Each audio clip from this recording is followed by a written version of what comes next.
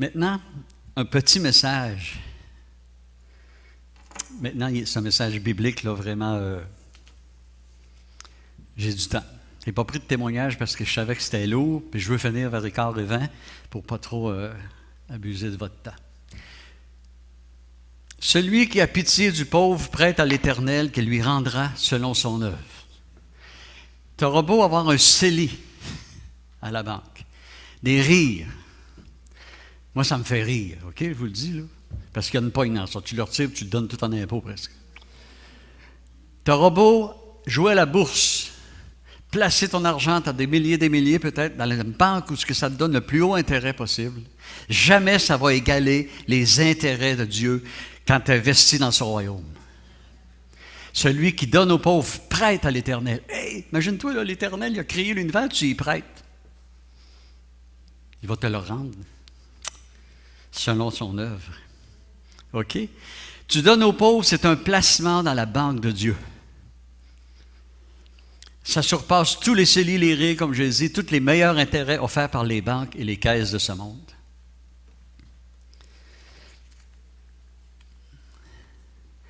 Tel qui donne libéralement devient plus riche. C'est contrairement à l'esprit du monde. Complètement. OK? Et tel qui épargne à l'excès ne fait que s'appauvrir. Et ça, c'est tellement vrai. Moi, j'ai vu du monde des fois, là, excusez, là, ils ont l'air tchèteux.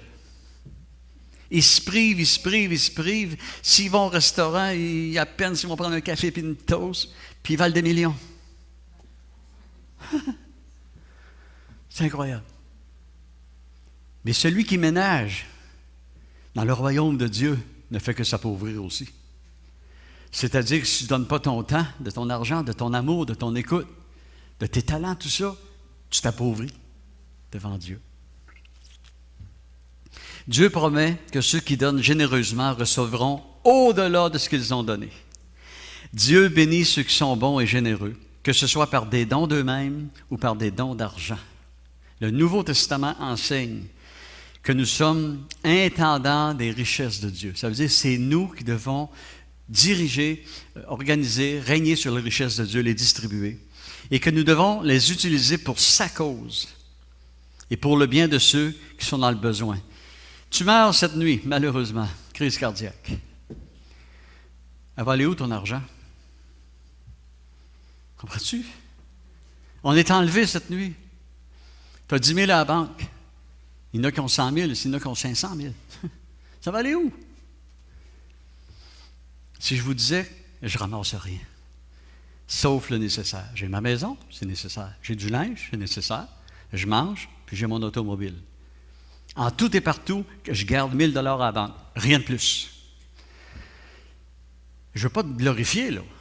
Absolument pas. Mais comprenez-vous, on est intendant des richesses de Dieu pour sa cause et pour le bien de ceux qui sont dans le besoin. Nous appartenons à Dieu et ce que nous avons nous a été accordé par le Seigneur. Nous devons donc, dans notre cœur, décider de servir Dieu et non mammon, et non l'argent. Nous devons donner afin d'aider ceux qui sont dans le besoin. Donner est considéré comme une preuve de notre amour envers Dieu et notre prochain. Quand vous lisez les Actes des Apôtres, surtout au chapitre 4, ils vendaient leur terre, tout ce qu'il y avait, puis ils mettaient ça aux pieds des apôtres. Vendez toutes vos terres, puis venez ça à mes pieds. Non, mais regardez, savez-vous ce que je vais faire? Je vais le distribuer en Afrique et en Haïti. Ou à des gens proches de nous qui ont besoin. J'en garderai pas un sou. Et c'est ce que faisaient les apôtres. Voyez-vous l'écart qu'il y a en Actes des Apôtres et nous? Puis on dit, Seigneur, sont où les miracles? Sont où les bénédictions? Sont où les guérisons? Les baptêmes dans le Saint-Esprit? J'ai beau prier, il ne se passe rien.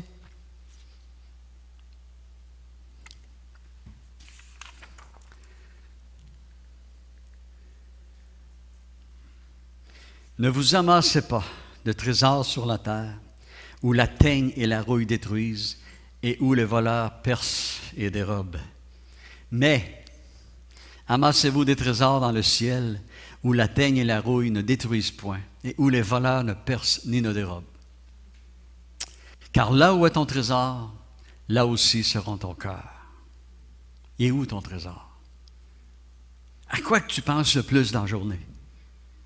Oui, c'est sûr qu'il faut vivre, mais ça te montre un peu, il est où ton trésor? Moi, je prie Dieu, souvent, à tous les jours, Seigneur, il y a 80% de mon cœur qui est en Haïti. C'est pas normal. Je travaille ici, là. Fait qu'il dit, Seigneur, aide-moi à équilibrer. Et notre cœur devrait être au soutien des gens dans l'Église, à nos proches, à nos amis, ceux qui en arrachent, après, aux extrémités de la terre.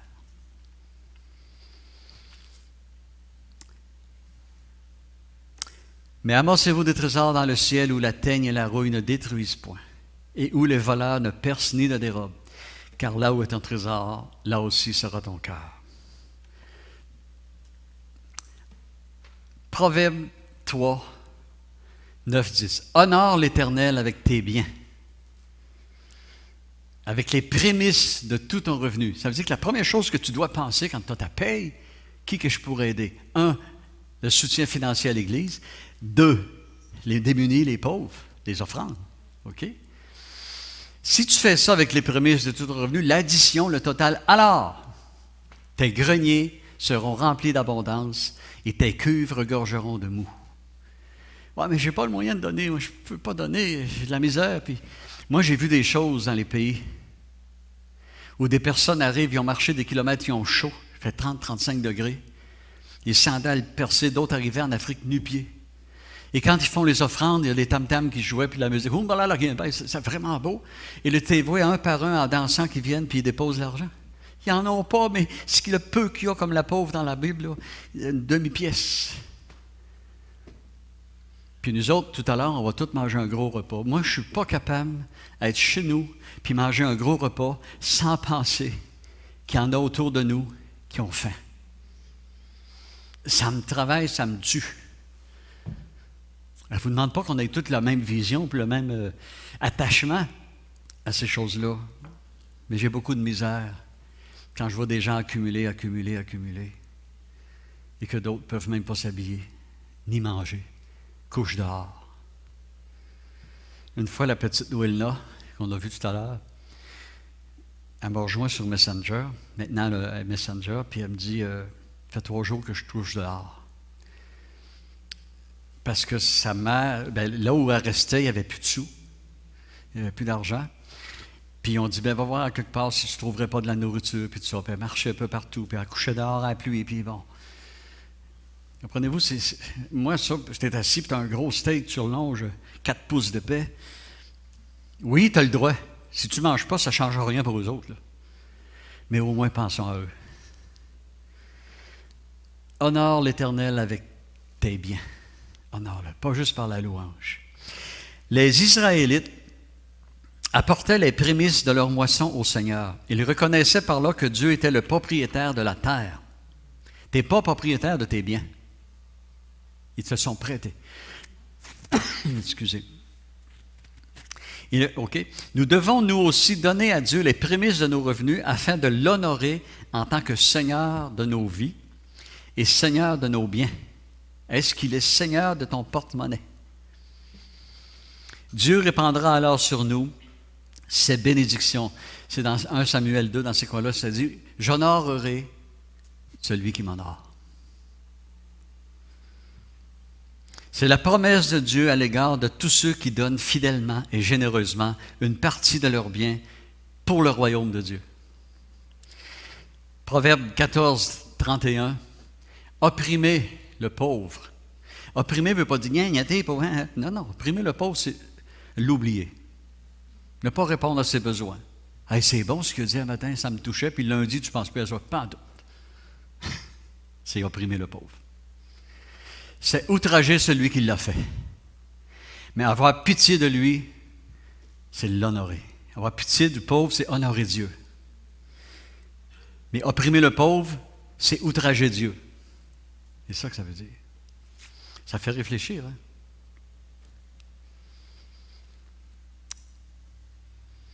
Les pauvres, eux aussi, ont été faits à l'image de Dieu. Ils sont les objets de sa miséricorde, de son attention toute particulière. Et Jésus se tenait où? Avec les pauvres.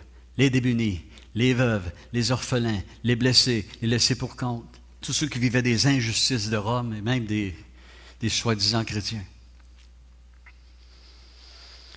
Oui, il s'est identifié au pauvre. Il a même né dans une étable. Il n'y avait pas de place pour lui.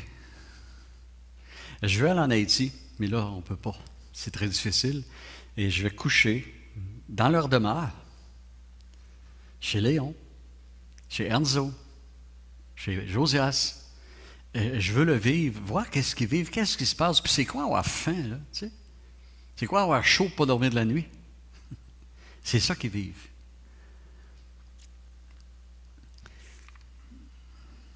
J'achève. Jésus qui dit, dans Matthieu 25, 36, 37 et verset 40, « J'ai eu faim, vous m'avez donné à manger.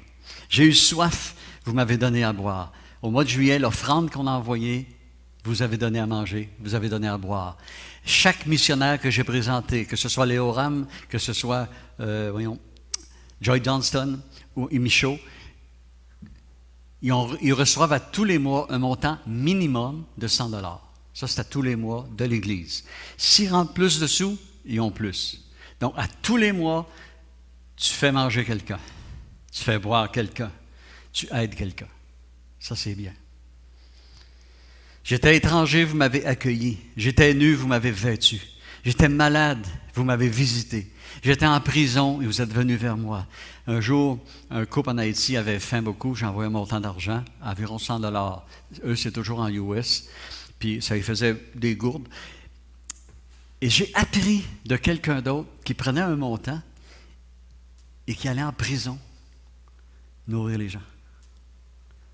Spécial, là. T'es pauvre, t'es maigre comme une raie de Bessic. Je te donne le cornet de crème glacée, puis toi, tu donnes la boule à ton voisin. Tu sais, c'est un peu ça, là. J'étais malade, vous m'avez visité, j'étais en prison, vous êtes venus vers moi. Le verset 40, « Je vous le dis en vérité, toutes les fois que vous avez fait ces choses à l'un de ces plus petits de mes frères, c'est à Jésus que vous avez fait. » Et c'est comme ça que je vois ça, moi. Quand j'envoie de l'argent, je ne vois pas un visage vraiment. Je dis, tiens, Seigneur, bénis-les.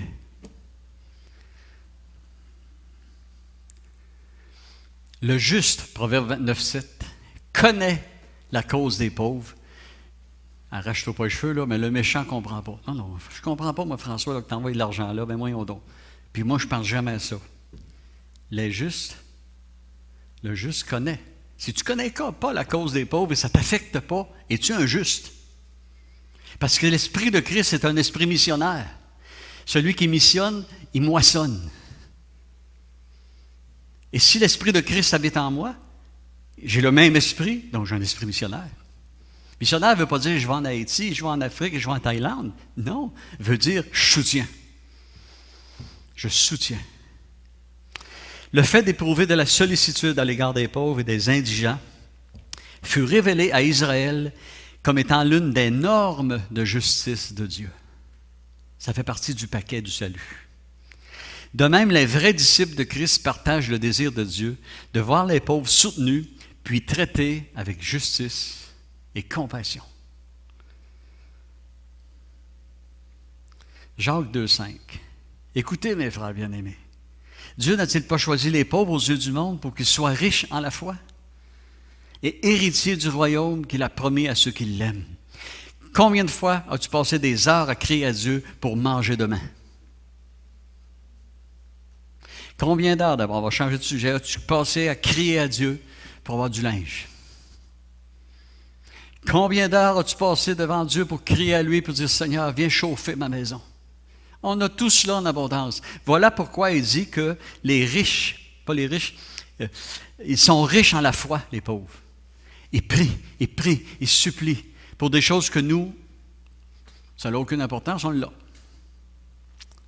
Les pauvres occupent une place particulière dans le cœur de Dieu.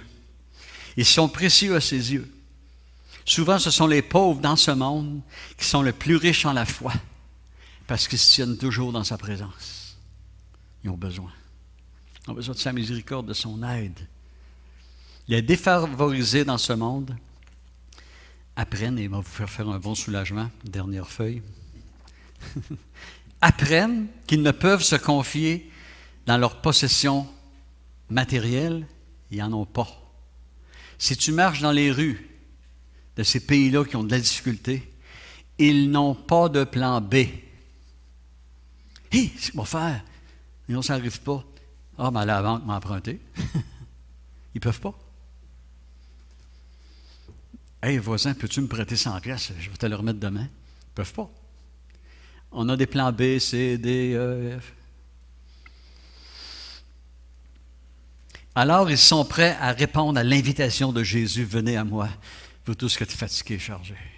Je vous donnerai du repos. Eux, ils répondent à cela. L'apôtre Jacques nous dit ceci, 1,27.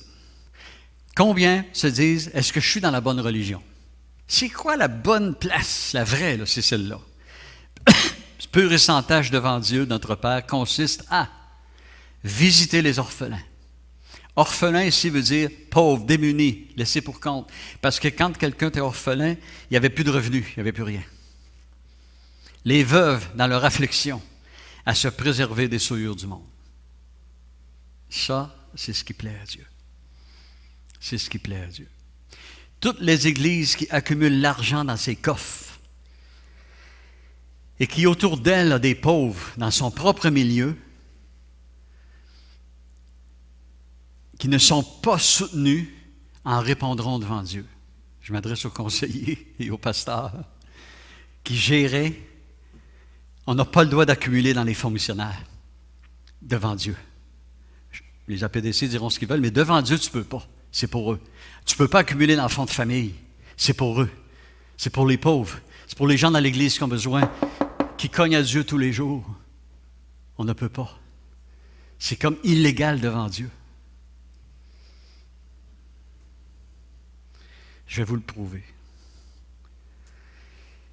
Si quelqu'un n'a pas soin des siens, principalement de ceux de sa famille, nous sommes la famille de Dieu. Ça veut dire qu'il a renié sa foi, puis il est pire qu'un infidèle. Aïe aïe! Moi, ça avait marqué, ils vont dire, aïe aïe, plusieurs vont sortir dehors. Mais est-ce qu'on comprend que moi, quand je mets à être famille, je m'attends que dans le mois, au moins, ça va être donné? Mais si on me dit, il y a 1000, 2000, je ne sais pas, il vaut mieux l'envoyer par Western Union. Ou dire, tiens mon frère, tiens ma soeur, puis me fous du reçu. Ne nous foutons pas du reçu. Dans le sens que, continuons à donner. Oui, foutons-nous du reçu, excusez. Et continuons à donner. Aujourd'hui, parmi nos frères et sœurs en Christ qui vivent dans la pauvreté, ce sont d'abord eux qui ont besoin que l'on prenne soin d'eux. Les 2 feuilles étaient collées, il m'en reste une autre.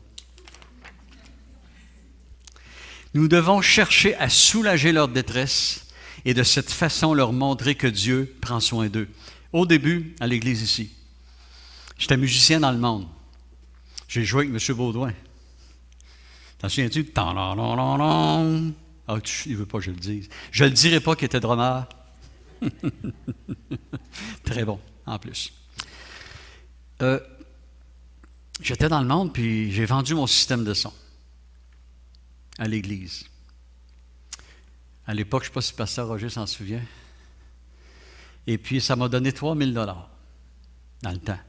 C'était bon, là. C'était en 90, 11. Je l'ai donné à l'église.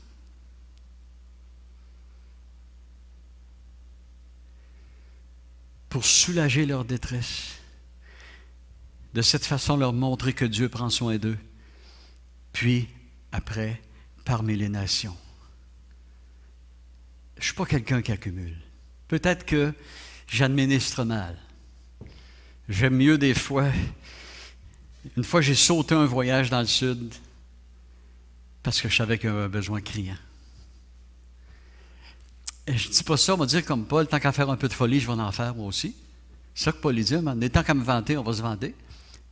C'est pas pour me vanter. C'est pour qu'il se développe dans chacun de nous une réponse aux besoins, une sensibilité à ça. Dans Actes 11, 28 à 30, on y lit que l'apôtre Paul et l'Église primitive ont fait preuve d'un intérêt constant à l'égard de ceux qui se trouvaient dans le besoin. Dès le début de leur ministère, Paul et Barnabas ont représenté l'Église d'Antioche de Syrie. Puis ce qu'ils ont fait, ils ont ramassé partout de l'argent. Pourquoi? Pour les pauvres de Jérusalem. Ceux de la famille. Je reviens à mon système de son. Je me demandais où je m'en allais, j'avais perdu l'idée. Elle est revenue, je l'ai attrapée. Elle est repartie. Non, c'est vrai que je voulais dire quelque chose là-dessus. Je ne sais pas pourquoi, ça repart, en tout cas. Dès le début de leur ministère, Paul et Barnabas ont représenté et envoyé l'argent aux pauvres. OK, parce que je m'attendais que cet argent-là ne soit pas accumulé. Les églises du temps de Paul n'accumulaient pas. Ils distribuaient. Ils distribuaient. Le cœur de Jésus était missionnaire. Moi, j'ai sorti une phrase un jour, puis elle a fait le tour de beaucoup de missions. J'avais réalisé que celui qui missionne, moissonne. Je ne moissonne pas d'argent vraiment, mais je manque de rien. Mais je moissonne la santé, la paix. Je manque de rien. J'ai un bonheur, je suis heureux. Dieu pourvoit tous mes besoins selon sa richesse avec gloire en Jésus-Christ. Mais la joie de voir un petit Samuel Junior, OK, manger. Samuel Léon manger. La petite Guetteline manger. T'sais, moi, là, il n'y a pas un plaisir sur la terre qui accote ça. Le cœur de Jésus était missionnaire. Le cœur des premiers disciples était missionnaire. Et le cœur de nos églises en ce jour se doit aussi d'être missionnaire. As-tu un cœur missionnaire? Pas nécessairement pour Haïti ou pour l'Afrique ou l'Ouganda, tout ça, là. As-tu un cœur missionnaire? Pour les âmes? Le sage, dit un proverbe, s'empare des âmes. Celui qui aime Dieu de tout son cœur, de toute sa force, de toute son âme, partage. Tu peux donner sans aimer, mais tu ne peux pas aimer sans donner. Tu ne peux pas aimer sans donner. As-tu un cœur missionnaire? En effet, tel est l'ordre que le Seigneur nous a donné. Je t'ai établi pour être la lumière des nations, pour apporter le salut jusqu'aux extrémités de la terre. Peut-être que tu ne te promèneras pas dans les rues de ces pays-là qui ont besoin, mais parce que tu as envoyé $1, $2, et que les églises ensemble, ça fait beaucoup de dollars, il y a des gens qui mangent et qui sont évangélisés. T'apportes la lumière aux extrémités du monde. Amen. Que Dieu vous bénisse. N'oubliez pas ceux